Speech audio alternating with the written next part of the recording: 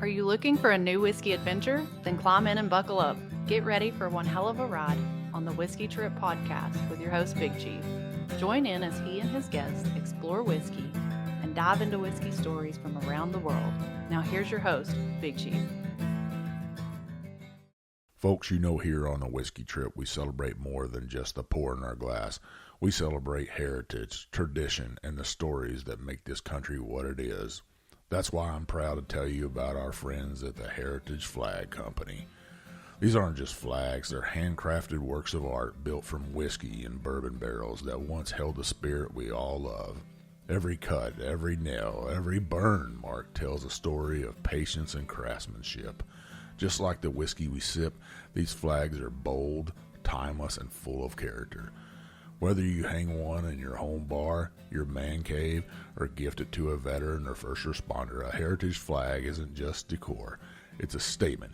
It says you believe in freedom, tradition, and the legacy we pass down. So saddle up, whiskey family, and head over to theheritageflag.com. Use code WhiskeyTrip10 at checkout for 10% off your order.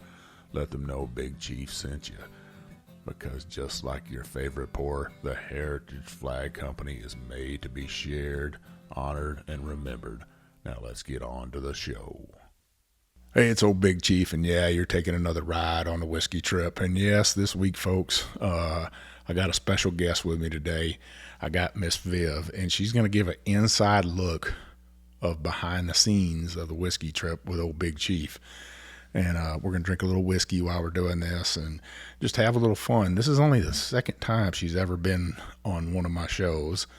Viv, we did another show before where we took in, we judged the best ham and the best biscuit and best breakfast cocktail back a couple of years ago. I mean, that might have been like not 10 years.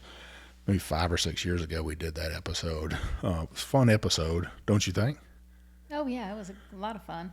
Yeah. I thought I was going to win the competition, but I didn't. Now, Viv is super nervous about this. Nah. But I sent her a bunch of questions, and I usually don't do questions for guests, but for her, I'll do a lot of different things for Viv that I won't do for anybody else. So we're going to start these questions out, but before we start that out, we got a couple of whiskeys we're going to sip on. Tonight, we're going to sip on this batch number 3, I think it is, of Giant Texas Honey. Viv loves this whiskey right here. That's what's in our glass right now. 107.7, I think, is what it is, Viv. Is that what it is? Yes, 107.72, I think. Got a little spice to it. Do you like Giant? I do. I love their distillery. I love their tasting room. I love the distiller. Everything about that place is amazing. I know. You know what I really love about it is Mike Cosby is a great guy. And Julian and the rest of the team there and stuff. The distillery is not too far from downtown Houston. That's what I love. I love that place. And so many people just pass it by driving down I-10. They don't even know there's a distillery there. They make us feel like family every time we go. So we'll get these questions started. I know you're nervous. Just sip on more whiskey and it'll make it easier. No, I don't think so. So the first question is, what'd you think when I said, hey, we're going to start a podcast? No, absolutely not. Why not? Well, I know that when you do something, you give 100%, and it would take time away from your family sometimes, not all the time, but I knew that you would give until it was successful in your eyes. And so, yeah, you asked me, and then you did it anyways. It didn't matter what I said. What about the second time, whenever we moved to Texas, and I said, hey, I'm going to do this again?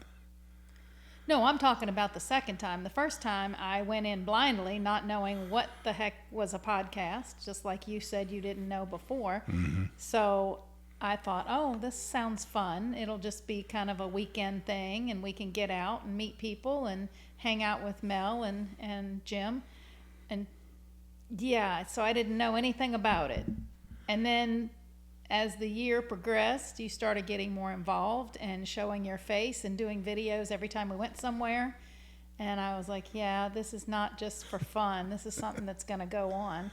So then I knew when we came to Texas and you said you were going to do it, I was like, oh, I don't have any say in this.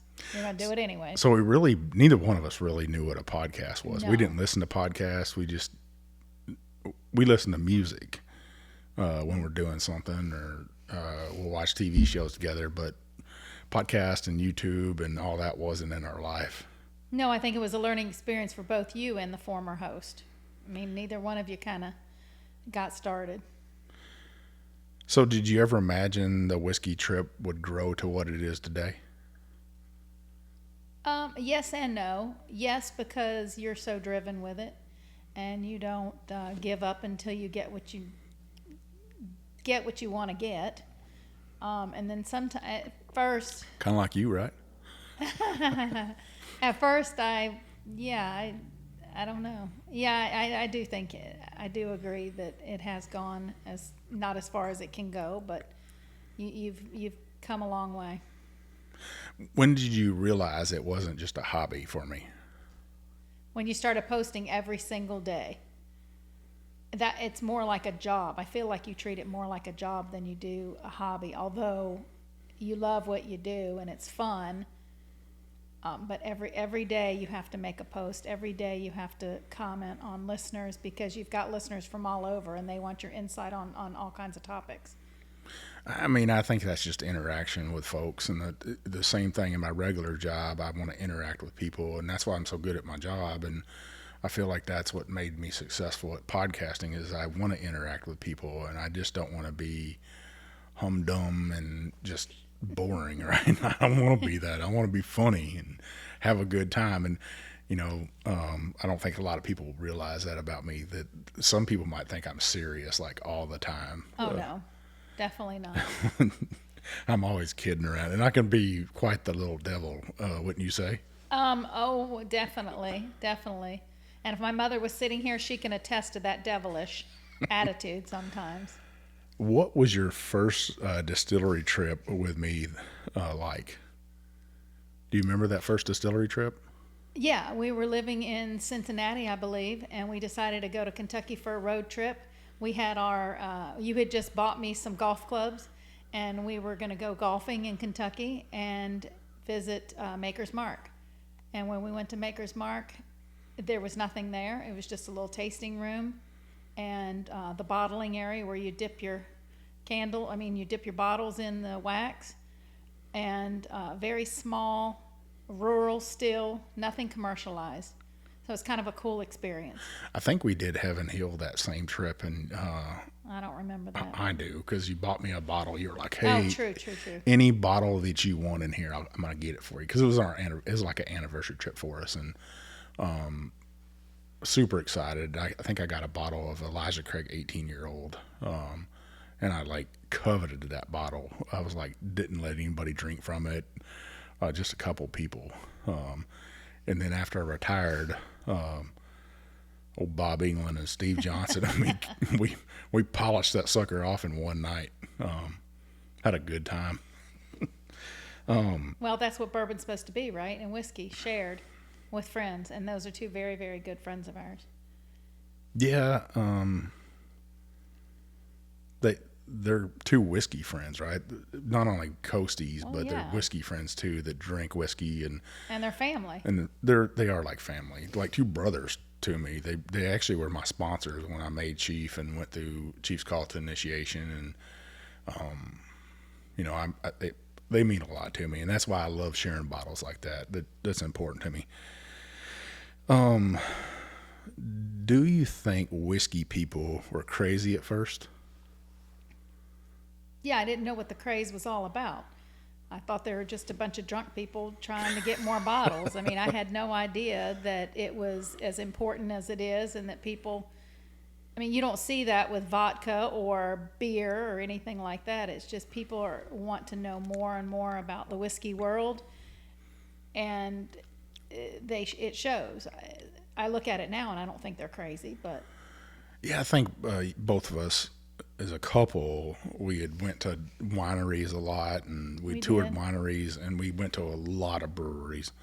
That's because that's what I like. Well, you like wine just as much as you like beer, maybe True. even more. No, I like wine more. Yeah. I think would say. it's a mood thing for you. It's, the flavor of the day. If we're out day drinking, I think you like beer. Oh but yeah, definitely. if we're gonna sit by a fire and chill, you probably a glass of wine, or if we're eating a nice meal, you'll Wine, have some for wine. sure. Yeah, wine. Or a whiskey cocktail now. So whiskey cocktails have become a thing for you. Absolutely, 100%. And what's that favorite whiskey cocktail? I have to say I do like a good Kentucky Mule, and Why's that? I just like the ginger flavor. It's a little spicy, Yeah. and then I love a whiskey sour with egg whites, and that's all because of you. In a cupola glass with no ice. I'm kind of bougie when it comes to Yes, you are. whiskey Yes, you sours. are. And And you know what else I like is a bee's knees. what's in that's the bee's knees? That's lemonade and whiskey And honey. and honey. Yeah. Yeah, that's probably one of my favorite summer cocktails, I would say. And I think a whiskey sour is more of a winter. I don't know, maybe because of the thickness. I don't know. I think they call it a John Daly instead of Arnold Palmer. They call it the John Daly. I think they call No, that it's a called Garrison. bee's knees. No, I'm talking about things I like. I'm talking about there's a cocktail called the John Daly, the golfer, and he is sweet tea, lemonade, and whiskey. Well, that's like an Arnold Palmer, isn't Well, it? Arnold Palmer don't have whiskey in it though. Oh, I don't know. Yeah. It's just lemonade and tea. Yeah. Yeah, Oh, I didn't know that. But the I John thought it- Daly, because John Daly's drinks a little bit, smokes cigarettes, and See, I learned something new. yeah. What's something that listeners don't know about me off the microphone? I know that when we first started dating, you told me that you were selected for to be one of the soldiers of the Tomb of the Unknown Soldier, and you were selected for that, and you had to go through a process, and you had to live on the barracks, and you couldn't drink alcohol. And when you told me that, I knew that was why you didn't do it. Is because you were wild and crazy, and you weren't going to live in the dorm. Because I remember when I was dating you, you had you were living in a house with a old lady roommate that you said tried to molest you. And Story of my life. and when I met you, you were drinking quite a bit with some friends. So yeah, so I understood why after you told me that why you didn't get selected. Yeah, I guess I don't tell that to a whole lot of people, but one of my first sergeants, her husband was the first sergeant of the old guard, and I had gotten an interview for it, and they really wanted me to go up there. At the time, I was a lot slimmer. You met the criteria. I met 6'2" yeah. and, I met everything. I ran a lot back then, and yeah, it was an honor even to go up there and be interviewed for it. And I knew a lot about horses, and that was something that they were very interested in me. Is that I had a background in horsemanship or equine, and maybe that's what I would have did. I probably wouldn't have been at the Tomb of the Unknown Soldier. More than likely, I would have been doing the funeral stuff. yes. But any part of that is an honor, even to be. And this, I just remember they were like, no alcohol. And I was like, ooh, that might be an issue. Not that we're alcoholics or anything. I just love to have a good time and a good sip of whiskey, good beer, good glass I of think wine. beer more than before, because I remember you did get in trouble in high school for Distributing to distributing minors. to minors and paying the judge off and Yeah. a couple other stories. Yeah, I was that little devil. Hellion. Hellion, yeah. What am I like after recording a 3-hour episode? A little buzzed. You like to dance with me then. which you normally don't dance unless you got a good buzz, and exhausted, mentally exhausted. Yeah, I'd say, there was back in the day, we'd record 3 shows or something in a row sometimes. And Ooh, you and Jim were tore up.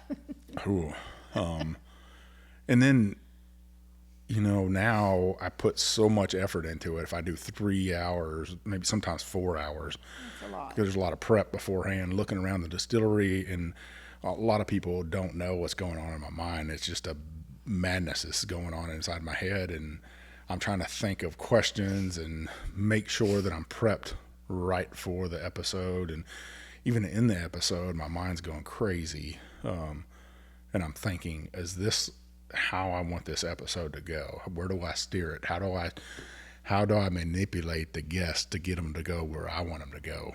A lot of times you do get off topic, And I glare at you, and you're like, "Oh, I got to get back on topic." you're like, hey, we're on a time crunch here. Exactly. And there's nothing. I'm glad I have you to help me out. Sometimes without you, I'm lost. I'm like, there's nobody there to make sure I stay on track.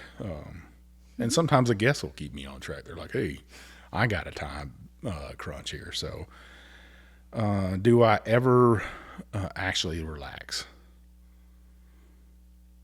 On the weekends, sometimes, if it's raining, you'll lay on the couch and chill. I also think when you relax when we go to Mexico, for sure. There's no time crunches to get up. There's no time crunch to record an episode, although we did record one at the Valentine, and you got in trouble for the glass bottles in the pool. But yeah, I would say that would be the only time you really, really relax, is on the weekends if it's raining, and when we go on vacation every year to the Valentine. It rained today, though, and I didn't relax too much today. Well, you relaxed yesterday. You got home from work early, and we kind of chilled out and watched TV all afternoon. Yeah. Today, I don't know, my mind just kind of went crazy, and I We got some things accomplished. hooked the pressure washer up and decided just to tackle our pool deck and stuff, which needed it. Yeah, but now it rained all night, so I know. I'm frustrated. It's frustration. What's the funniest thing you've seen happen on when we've been on like a whiskey trip together? the funniest thing. I've got 2 stories for that. We went to a distillery in Arkansas, and I won't say the name. Mike got ready to start the episode, and There's only one distillery in Arkansas, Rocktown. No, what about There's Rocktown. No, what about the other one? That's With, over in Memphis, Oh, with Alex. Tennessee. Yeah. Okay. Well, you didn't have to say that, but anyways, so Mike was sitting there getting ready to drink some of the whiskey, and people wouldn't say it was funny, but I thought it was funny. He drank it and about spit it out, and the distiller looked at him with a horrific face, and he had to stop the episode. And come to find out, the glasses that he had poured the whiskey in had been made with whiskey sours with egg whites and then not properly washed. So the egg white kind of stuck to the glass, and so that was it. It wasn't the bottle, thank goodness. It was just the glasses. So easily they washed the glasses. Everything was fine. So to me, that was funny just to watch his reaction, but I don't think the distiller thought it was too funny. I think he appreciated that we stopped the episode to figure out what was wrong with the whiskey. And then, it was kind of sulfury tasting. And it automatically, I was like, something is wrong with this. It tastes bad. Like rotten eggs almost. And, that's what, if there was egg white somewhere on something they used and they washed it with the glasses. And he went and found out and got some new glasses, brand spanking new, and we drank out of those, and everything. The whiskey was great. Rocktown has amazing whiskey. I think it is. They got some rice bourbon that I really like there. Great episode. Great was a fun distillery trip. in Little Rock. Yeah, man. Sometimes I forget about these places we go. We're getting close to 500 episodes, and I got to think back on this. Just like these questions that I gave you, you had to really think back because we've been doing this a minute now, 8 years almost, and we've taken some long whiskey trips for sure. Oh, I can give you another funny story. What we is went it? into a distillery. It was like some hole in the wall place. I don't even remember the name of it. But he brought us in and he had a little storefront and we went in and he said, come downstairs, and we walked down to the basement. He was a physician. He had just delivered a baby and the place was just, I don't know. I can't even describe the size of it. Maybe I don't know, 30 by 30 room with a little still and dirt everywhere and a mess, but he did his own whiskey, and I don't remember the name of it, but he looked like one of those madmen with gray hair and all sticking out. He had his scrubs on, and I just thought that was kind of funny. It was weird, but actually kind of funny. I don't think we did an episode at that place. We just went and visited, and I think it was Doc Brown's Dusty Barn or something like that in Indiana.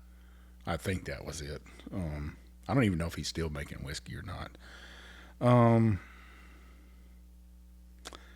What's your reaction when I start chasing another whiskey of the year? Like when I see something that excites me in whiskey, like I taste one. Can you tell?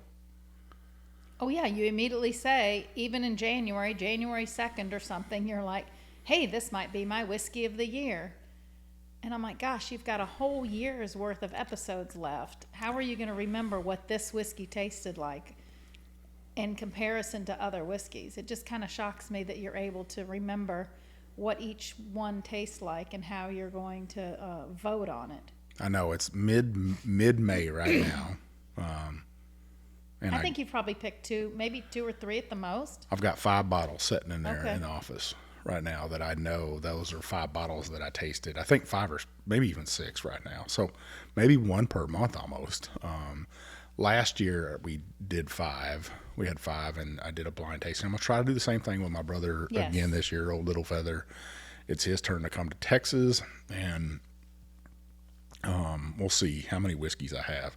It might be a 2-part episode because there might be so many. I don't know. Well, it's so hard. I can't even fathom how you figure it all out. It just blows my mind. Well, it's a process. I mean, you do them all blind, and you got to come up with a score and what scores the best and stuff. And that's been a challenge for me. But figuring that out, what a whiskey of the year is, and to me, I did a distillery of the year, and that was challenging because the distillery of the year to me is somebody that has treated us just like fabulous. And distillers, I mean, some of them just roll they out go all out. roll out Yeah. that red carpet for us, and I'm ever grateful, and I know you are too. I've seen you have some good times in distilleries. Oh, I think the best one so far this year is I'm going to get it wrong because I don't know the name of the distillery, but it's at the ranch style beans factory. I mean, they went all out for us. That was last year. We went up to Trinity River Distilling Oh, there in you go, Fort yeah. Worth, and the ranch. Oh man, They did. the drinks were flowing for Viv, and yeah, that was good. And they were so nice. Good barbecue. Oh, absolutely. They had enough barbecue for everybody. Oh, and it was there. just 2 of us. Yeah, I was like, man, who else is coming? the whole staff. What's been your favorite whiskey town or distillery visit so far in 8 years? I mean, there's some That's places. A lot. That's a lot. I would have to say, the town, of course, is going to be the area of Louisville. I mean, they have so many distilleries, and they're all so close together, so that we could visit them frequently, weekly, if we wanted to. We could go to some place new. So definitely, the city would be Louisville. And I think one of my favoriteest distilleries would be Castle and Key. It's absolutely beautiful. They have a good outside bar. They have wonderful gardens. Just the feel of the whole thing, the architecture of the castle. Yeah, I think that's probably my favoriteest. I think you like the drinks there just as much as you like the. No, and I actually like the gin, surprisingly. And I don't like gin, but that their gin was really good.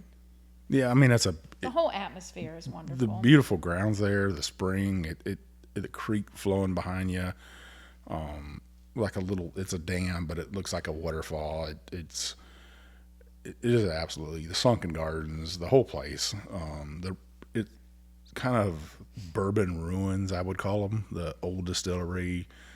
It is absolutely beautiful, and I've got to be on the backside of the place, and while some stuff is still falling down, you can almost close your eyes and picture what it was when E.H. Taylor built it, and the tourism that he had planned on bringing people down there on a railway.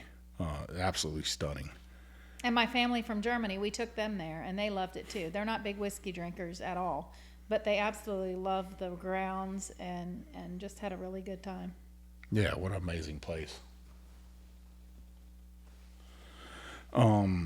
Next question for you would be, have you ever gotten completely lost heading to a distillery? It wasn't a distillery, but it was during COVID, because I had just gotten my COVID shot and I was really sick. But we went to Beattyville, Kentucky, and Mike was doing a Moonshiners episode with Donnie and Teresa, and they were the Beattyville Hillbillies, if I remember correctly. Yeah. And they lived kind of up a mountain, I guess, out in the rural area of Beattyville. And Beattyville's rural, but yeah, and they told us to take a turn at the tree with the hole, and then take a turn at the bend of the creek, and that was their directions because they didn't have any street signs. So we kind of got lost and went up a different mountain and down a different mountain until we found the tree and eventually made it up there. But it was kind of a cool episode. It was fun. They hid their alcohol in an outdoor toilet, or not outdoor toilet, outhouse. Yeah. Which I found very fascinating. But yeah, we had a really good time that day too. It was just very interesting. But yeah, we got lost.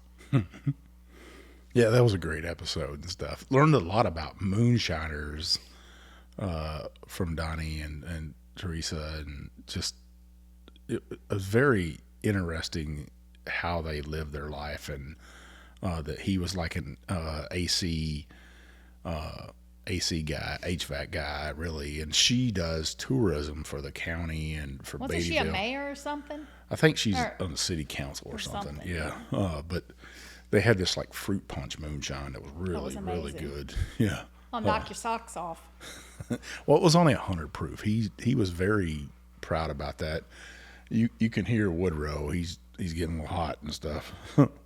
Yeah, but the fruit punch was so good. That's what gets your socks off, panties drop, whatever. You drink enough of it. What's one trip that didn't go as planned but became unforgettable? Did we have a trip like that? Well, you reminded me about our trip to Sacramento to Beaver Distilling, Golden Beaver Distilling. In Chico, California. Yeah. So we flew into Sacramento. The distiller invited Mike to come out and do an episode and go duck hunting, and asked me if I wanted to come along. So of course I'm going to go along with the ride. And we get there and he picks us up and he takes us over to the distillery and get our hotel room and get all set up. And they did their podcast, and then we went on for the duck hunting trip, duck hunting. And it was a beautiful, in the Delta Ridge, or it was the Delta there. Delta to go bird hunting, and they had a beautiful house. And I remember going in, and it didn't go as planned because it was me by myself and 6 guys, and that wasn't the plan. And the house was a disaster, but I made it work. I cleaned, and of course I was a little housewife. And our tub shower, the thing rusted out and water came shooting out in our shower. But we made the best of it, and Mike went duck hunting, and I got to relax by the water, and it was beautiful. And we just had the best time. We laughed so hard. We just had a really good time. And the distillery was fun, and we got drinks, and we just had a really good time. We always try to make the best of every situation. But me and 6 dudes, that was a little awkward and uncomfortable because I'm sitting there and they're all talking, guy talk. So I kind of went in the bedroom and hid for a while so they could do their thing. But yeah. You're right. We try to make the best of every situation, whether it's good or bad, right? That trip, you always have something in your mind of how something's going to go. Like, hey, this is how this is all going to work out. And life isn't like that.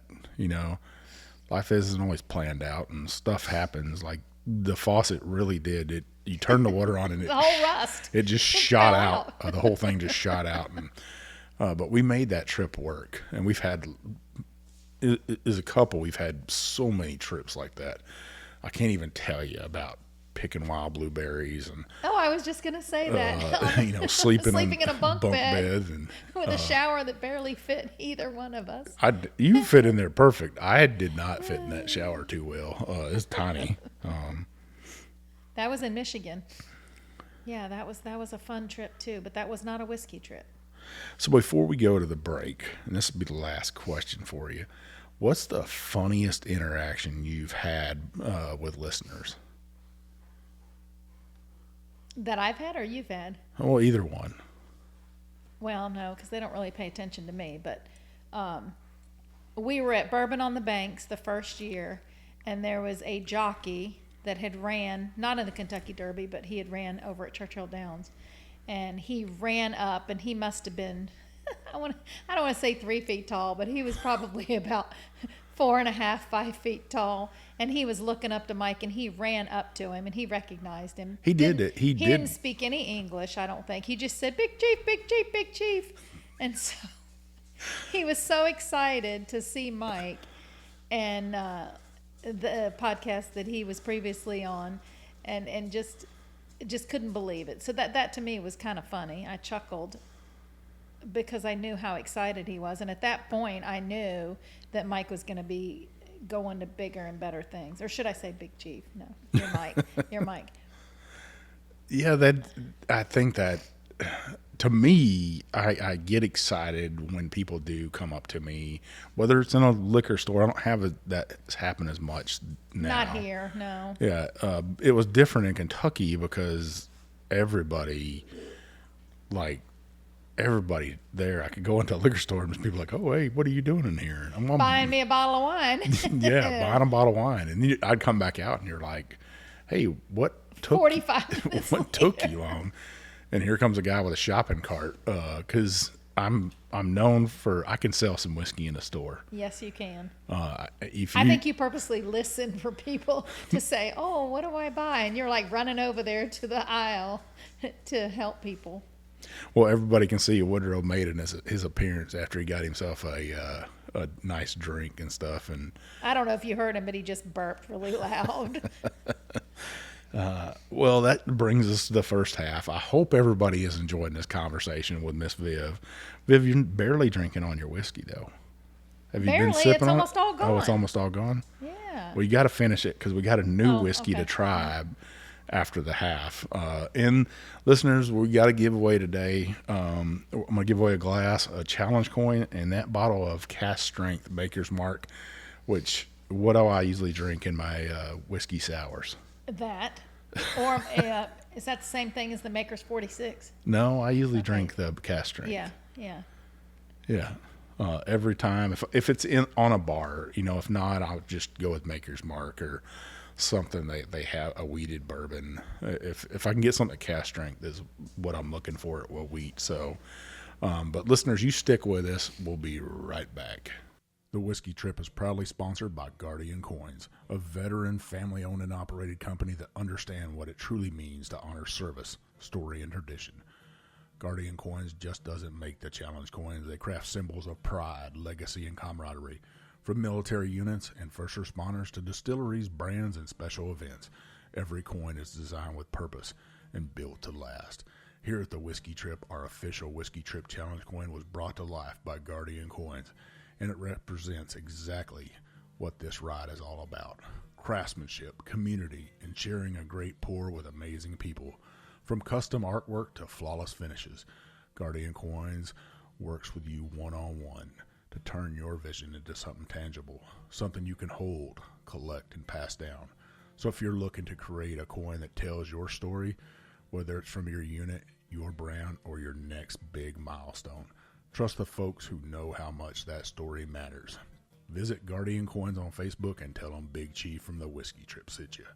Now pour something good and let's get back to the ride. All right, listeners, we're back for the second half with Miss Viv here, the wife behind the Whiskey Trip, I would say. And I know she doesn't mind that. But we're going to talk a little bit about whiskey and marriage. How has the whiskey culture changed our life together? We've made a lot of new friends, some lifelong friends. We've got to do some really fun stuff together. Gone to some pretty cool trips and just really fun stuff together.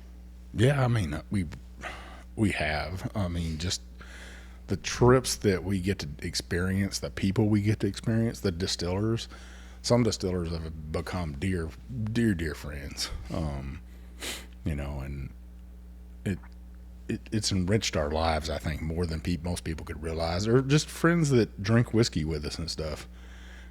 Moving to Southeast Texas was hard on both of us, but some of the people that we've met, Kevin and Ken Hemingway, and their family has kind of embraced us and took us in. And we went out to dinner with Liz and Bailey the other night, and that's something we need, right? Is family around us and stuff. So whiskey has enriched our lives over this past 8 years, I would say, and sometimes brought us together more because we tend to lean on each other, while we can pick on each other as husband and wife, and we might nag at each other. And some people don't understand that. At the end of the day, we're still husband and wife, and we're going to support each other the best way we know how. I would say that anyways. What's it like sharing me with thousands of listeners every week?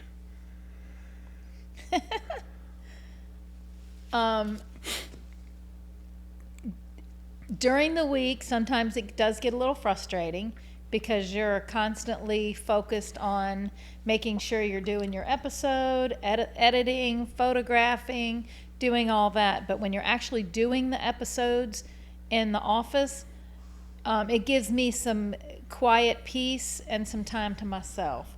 So I don't mind that so much. It really does allow me some peace time to be alone and to do what I want to do. Not that I don't do what I want to do normally, but I work and I focus a lot on my mom. And so Mike and I don't have a lot of time together other than when we're doing traveling. So the times that he's doing daily things, it does get annoying sometimes. But then again, I do enjoy that quiet peace when he's doing episodes or on the road by himself. Recently, I could not go to Houston with him because the people had a cat, so I'm allergic. So those 2 hours that he was gone, or 4 hours or whatever, it gave me some peace and quiet to myself. So I don't mind it so much all the time. Now on this half right here, we're sipping on this Maker's Mark Cask Strength right here. Now this is right here, I think, is 109.6 proof, and I absolutely love it. What do you think about this whiskey right here? I haven't tasted it yet. Well, cheers. Cheers. You didn't say that on the first time.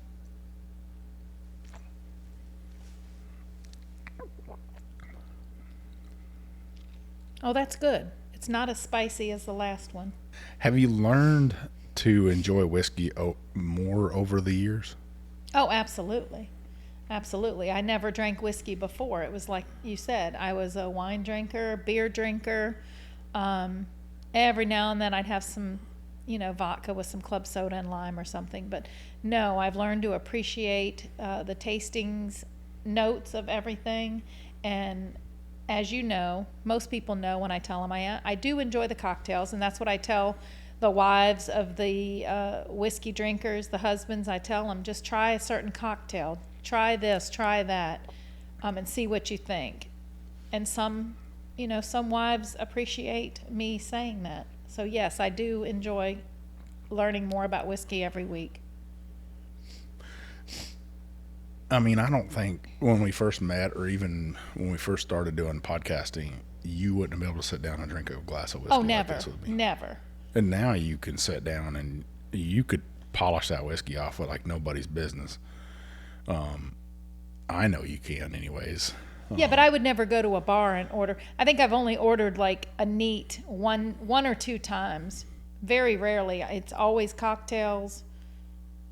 And really, when we go out, I don't order a lot of beer unless we're at a brewery or at a winery. I'll drink wine. But most of the time, if we go out to dinner or something, I'll drink a whiskey cocktail.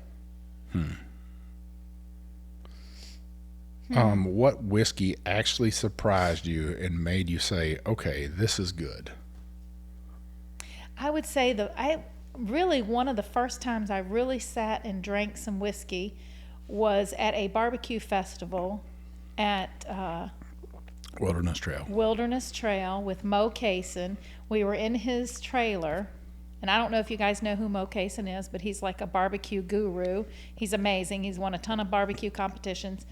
But we did a podcast with him in his trailer, and he was handing us, I think it was a fifth of Weller 101. Or no, Weller Special Reserve, the green bottle. Big giant handle of it, actually. Yeah, wasn't that a fifth? 175. And I thought, wow, this is really good. To me, it was sweet, and yeah, that kind of surprised me when I drank that. I really liked it. We were inside that trailer smashing that bottle of two big guys, and you smashing that bottle of Well, not Weller's. smashing too much because we had to drive home. But Yeah. yeah, drink responsibly. But no, that was really, really surprising that I actually liked it that much. That's funny. Sometimes I forget about that we've had those experiences with each other, and we got to do that barbecue festival. Oh, and meeting him and Peg Leg Porker guy, and yeah, that was fun. That was like the first time I'd Yeah. ever been out by myself and recording and stuff. And wow, I remember Oh my God, you were a nervous wreck. I had this giant recorder with a giant foam microphone That on was there. funny. And it was crazy that I think back on that, and now I won't even do that. Everybody's like, "Oh, would you do the episode at a festival?" And Sure you would. I don't know if I would anymore. I'm so busy at the festivals. I want to go around and talk to people and have fun, and I don't know. Yeah, but you can take your mic around. We did an episode like that. Well, not we, you did. When you just took your mic and was just like recording like so many different people that were at the festival, and ended up being a great episode. Yeah, I mean, I don't know that I will anymore, because I don't feel like I can enjoy that. I want to enjoy the festival myself, but now I guess I don't.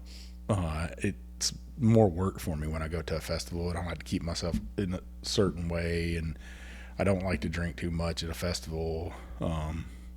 No, but you can do the New Orleans Bourbon Festival like that and just do one day of running around talking to people, and then the second day enjoying it. That is true. Do you ever get tired of hearing tasting notes? No, because I actually learned so much from tasting notes. When I grew up in Germany, and I was talking to my mom today about different kinds of foods that I ate for breakfast and for lunch, and I think about Mike's tasting notes, and he attributes a lot of cereal and oatmeal and raisins and things like that, and I didn't grow up like that. So when I hear his tasting notes, it makes me try to focus on what's in my drink, because I don't think you're going to get a lot of sausage notes in my tasting notes, because I ate a lot of German sausage growing up as a kid. Jesus, just tell her. Yeah, that's not funny. Well, I want you to tell me some tasting notes on this right here. Oh, Lord, I can't do that. Now, I feel like I smell caramel. So that's the nose.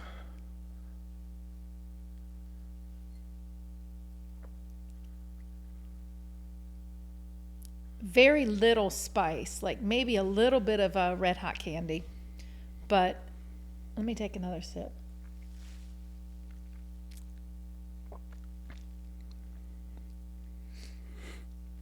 I don't know. I get a little caramely, vanilla, and butterscotch, maybe. Butterscotch. I get something totally different, but we're not here for my tasting notes tonight.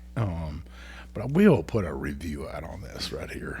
It's been a while since I reviewed, and I might look back at my old review of Maker's Mark Cask Strength. And I'd like to say that to everybody, that why would you do another review on a whiskey you've reviewed before? Because over time your palate changes.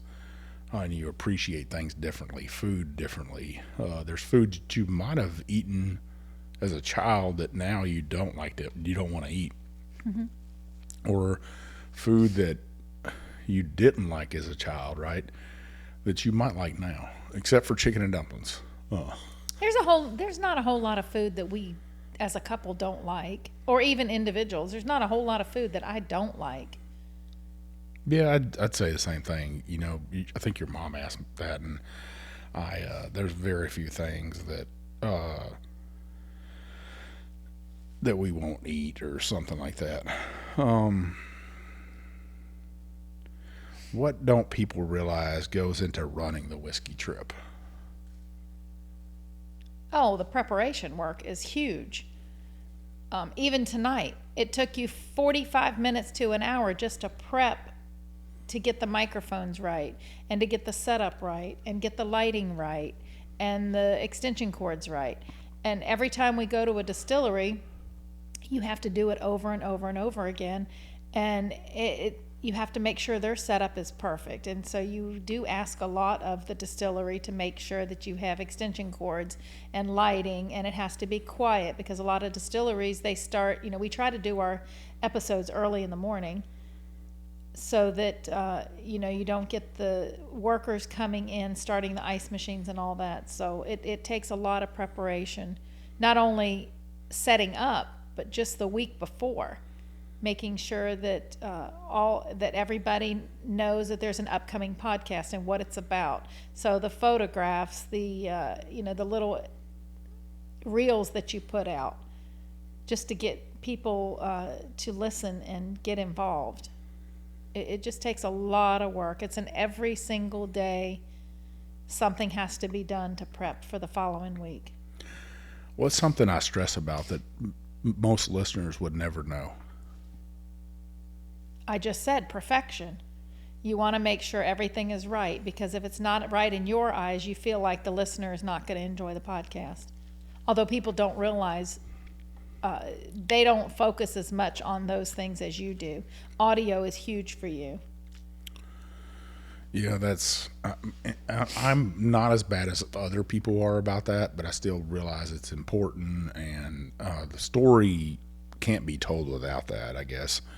I know one thing you always say is my voice is different on here than it is on in real life. Oh, it is, definitely. You're much lower. Yeah, and probably because I want to pronounce my words right, I think is, I'm very self-conscious about that.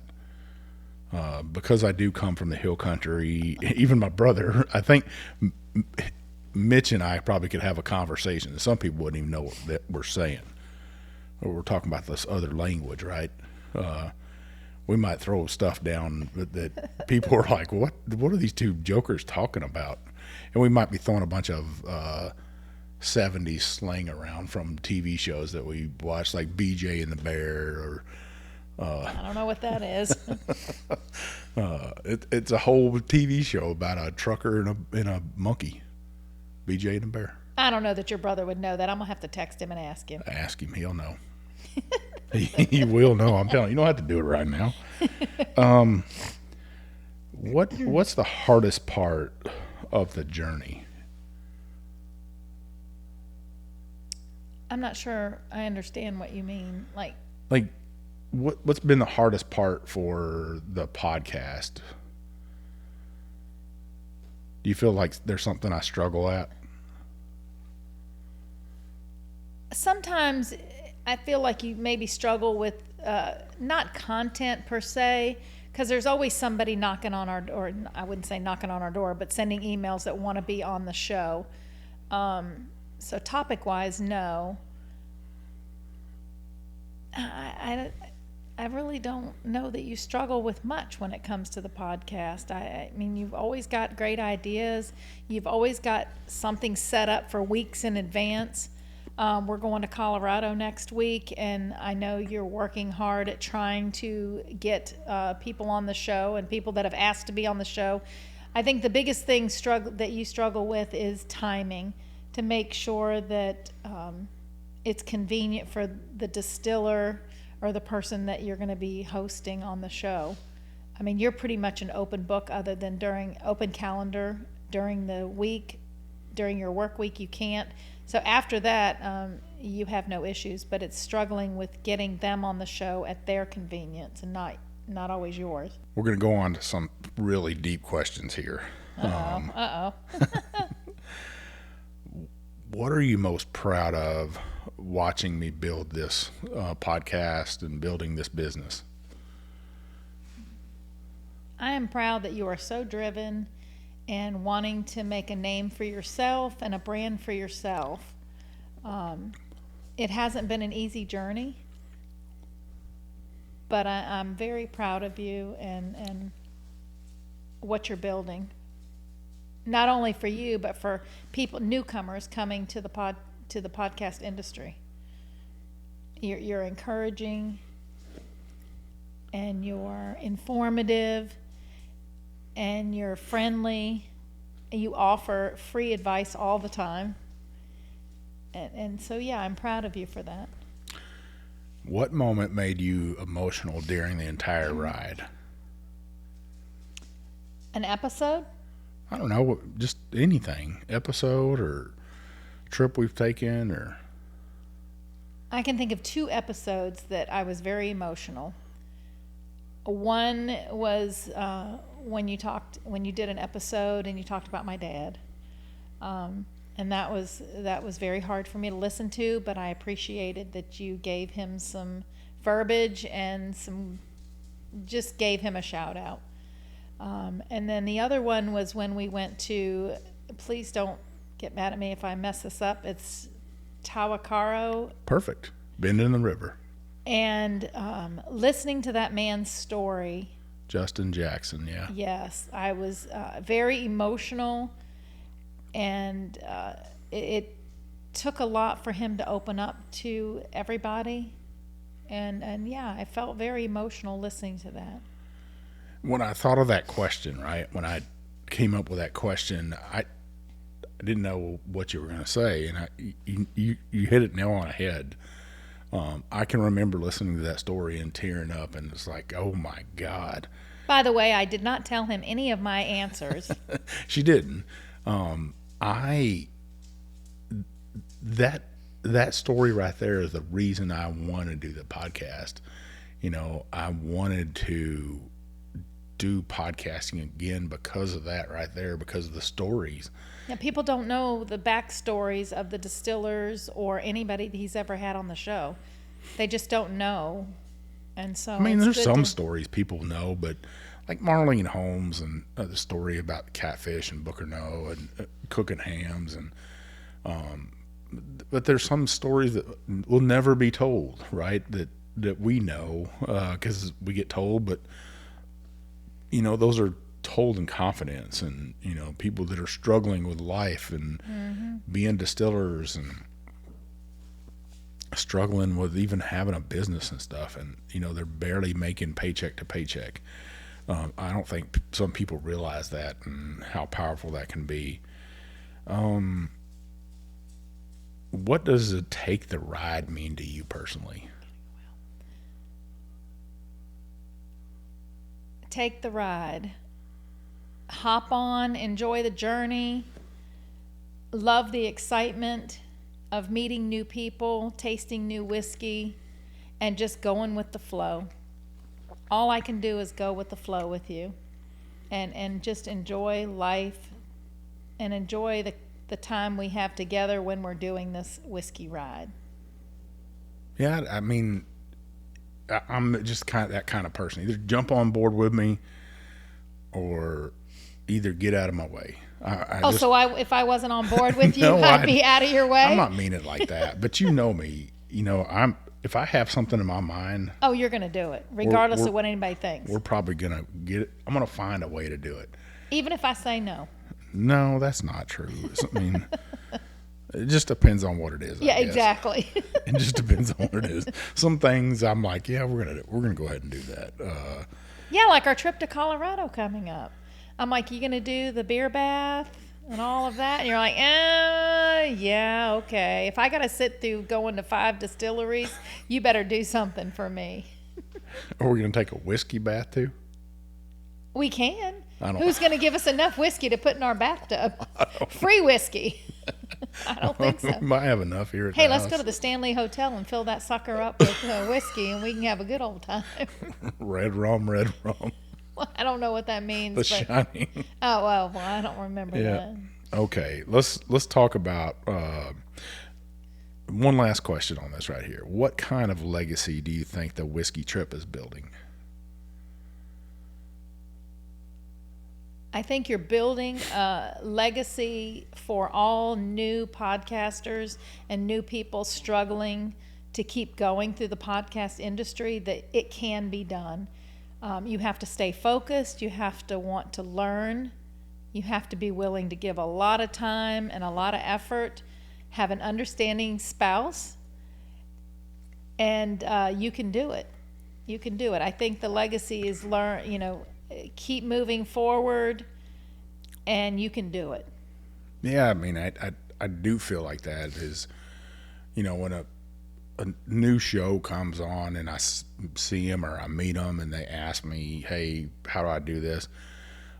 I'd say, the first year is, if you can make it through the first year, keep going. Don't miss an episode. Don't miss a show. Give your listeners content, give them, if they ask for something, try to give it to them,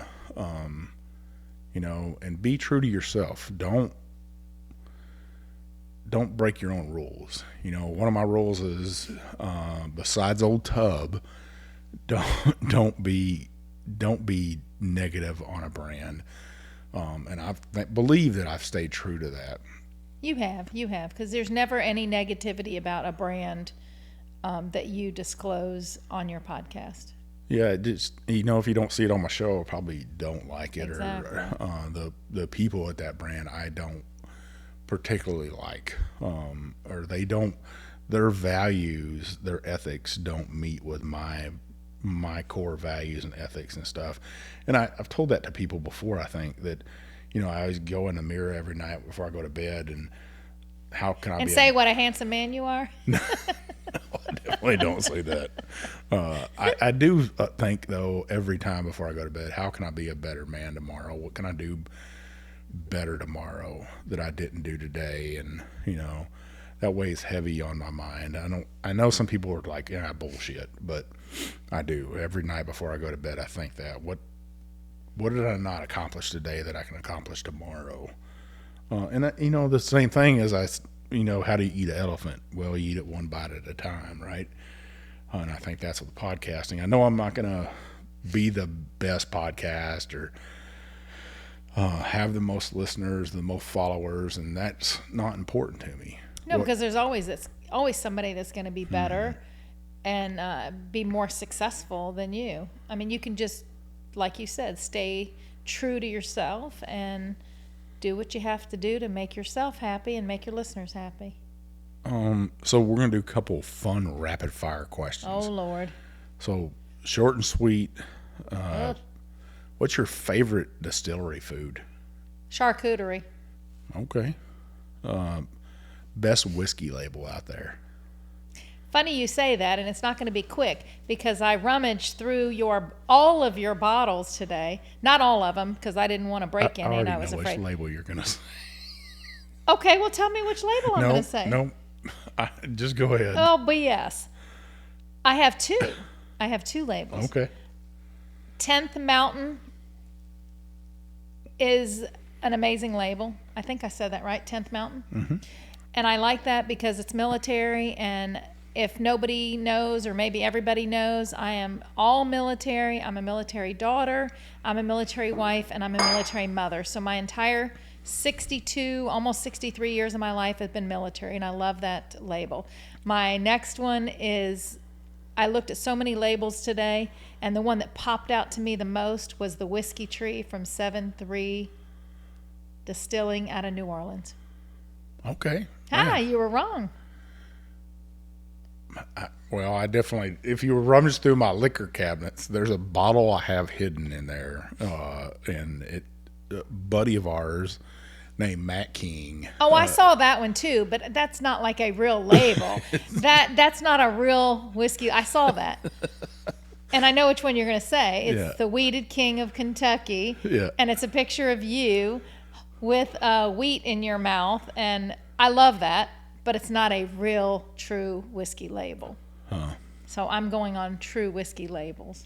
And heck, I wasn't going to go through too much because I was afraid if the shelves fell down that I would get blamed for breaking all the bottles, and there was no way I was going to do that. What's the most overrated whiskey trend? Oh, definitely peanut butter whiskey and cinnamon whiskey. No good. Good for quick drunks, but no good. Come on now. We used to have Fireball Oh, we Fridays. did Fireball Fridays, yes, and I can't complain. part It of was our life. fun. It was fun. Who has been the funniest guest? Oh, easy. Jane Bowie and Denny Potter. Love them. Yeah, they're definitely funny. Best guests we've had on. I laughed through the entire episode, and I got drunk. And we've had 2 episodes with episodes with them, yeah. and hilarious. Favorite festival we've been to? The most beautiful festival would be Bourbon on the Banks. The most favorite festival is New Orleans Bourbon Festival. We'll get back to that one. Best hotel bar we've been to? Carousel Bar in New Orleans. Easy. You like it because you just... Oh, it's fun. It's Yeah. fun. They have amazing cocktails. You can have neat. You can have cocktails. You can have food. Amazing. Just a fun atmosphere. For me, I would have to say the Seelbach. I think it was a Seelbach, and they have that Oh, yes, bowling I pin forgot alley about that. That was cool. downstairs. And I Oh, that think was fun. that's really where I fell in love with the whiskey sours. Was inside. Oh, and that. we got to see Abby. That was fun. Yeah, that was a great memory right there. One whiskey you'd steal from my shelf. Easy. If you had a whole bottle of Pappy's, I would steal it, sell it, and go on a vacation. Of course you would. Of course you Hey, would. vacation mode. Beach for sure. What's one thing I always pack but never use? Yeah. You pack so much starchy jeans, and no, the one thing you pack, I would say, well, 2 things. Shirts and hats. I've never seen so many damn shirts in a pickup truck and hats.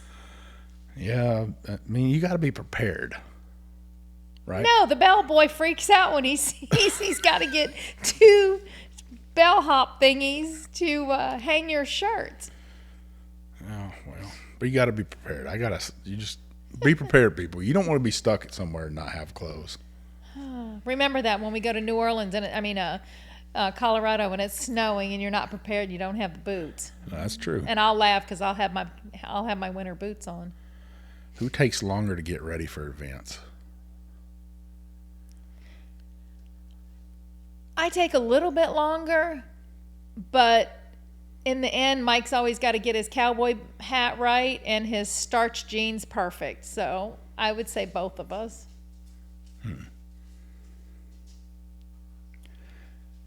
So, closing questions. If you could describe this entire whiskey trip journey in one sentence, what would it be? This has been one heck of a ride. It has been a heck of a ride, that's for damn sure. What could you tell the wife of somebody chasing down a crazy dream like the whiskey trip?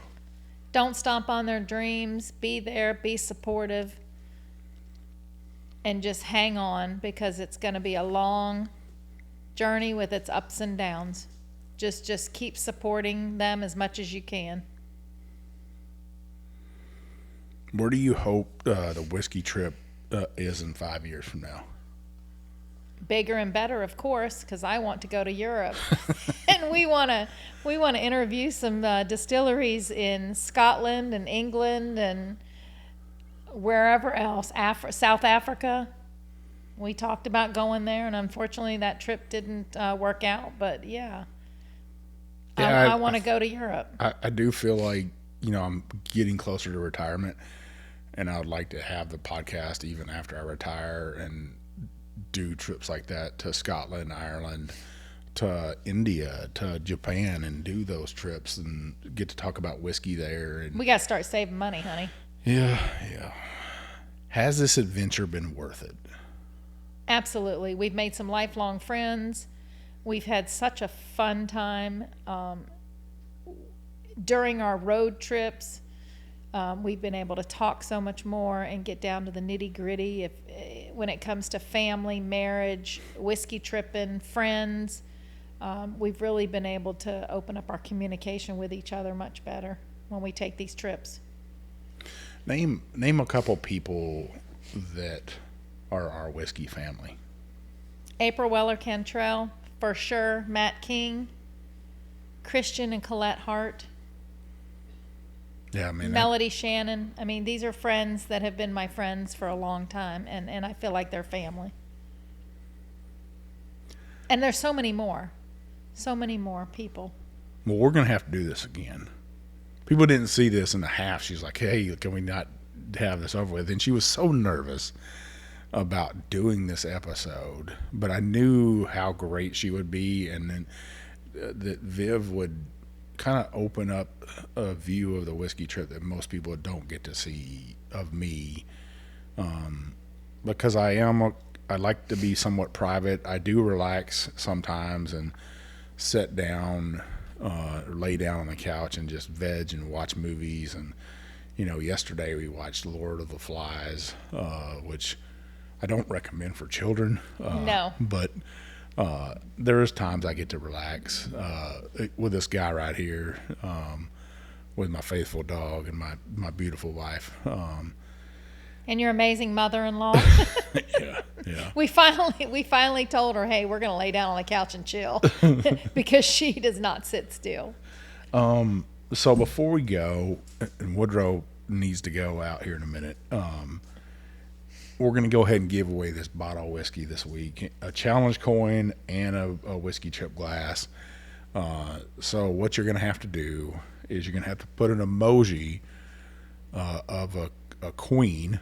I know there's one on Instagram, so it's Queen V, Miss Viv. Thanks to my friends Kelly Terry and Jeff Terry. Giving you that nickname, Queen V. Actually, it was their daughter Jordan, but Yeah. it kind of stuck. Jordan and Cody, and it kind of stuck. But an emoji of a queen, tag 4 friends, follow the Whiskey Trip on Instagram, follow me on wherever I'm at, TikTok, Instagram, Facebook. I'm trying to get to a certain number. I got some goals by the end of the year, but tag 4 friends, follow, share the post, and then make sure you like the post too. So share it and like it. I'll run it all week long. Please like me. I'm fun. So we need to, I guess we'll go ahead and follow Miss Viv on there. What's your Instagram handle? VV621. VEEVEE 621. Yeah. So go ahead and do all those. We're going to run this all week. You got to be 21. You got to reside in the United States. And we'll pick one winner. I don't do the randomizer. What do you think about that, me not doing a randomizer? Do you think that's fair? At first, I didn't think it was fair until you actually explained what you do. And you make it fair by maybe not somebody that has just jumped on for one episode. I don't want to say I don't feel deserves to win, because they do, but somebody that follows you, has been consistent following you for all these years, and you do have some fans out there that do that. They contribute every single week. They ask questions every week. and you give answers, I feel like that's the person that deserves to win, because they're the one that are really trying the hardest. Well, Viv, love, I can't thank you enough for being a guest on here. I hope we can do this again. The only way I can do this, I told Mike today, is if we can have another woman on and we can have a whiskey cocktail competition. So we're going to get that together, a whiskey cocktail competition of, hopefully of, maybe we can get some guys' wives from other shows. Elizabeth Hemingway, all together. I'm calling for you. We'll get some cocktails. Maybe we'll do breakfast cocktails with the best breakfast sandwich or something. The best whiskey breakfast. We'll see if we can get that pulled together and stuff. But listeners, thanks for watching. Thanks for listening. Thank you. I really do appreciate it. Make sure you check out my friends Mark and Matt over on the Bourbon Life. If you're listening to me on Apple Podcast, you like what the Bourbon Life is putting out and the crew over there is doing, go ahead and give us that 5-star review. Leave us those comments, and then you can copy those comments over on my Facebook page. Leave me a review on there. I'd really appreciate it. I'm trying to get 10,000 followers on there. I think I'm around 9,500 right now. I'd really appreciate it if you would go ahead, look at the post I have pinned on there, how you can invite all of your Facebook friends to follow the Whiskey Trip and see what I'm putting out. Invite all your friends. Help me out. Watch my TikTok videos. Watch my YouTube. Make sure you subscribe to the YouTube channel. I have goals this year. I want to reach those goals every year. I think it's good to put out those goals for myself, and I'm getting close, I feel like. So don't forget about the giveaway. I really appreciate your support. This is Old Big Chief, and thanks for taking this ride with me, baby.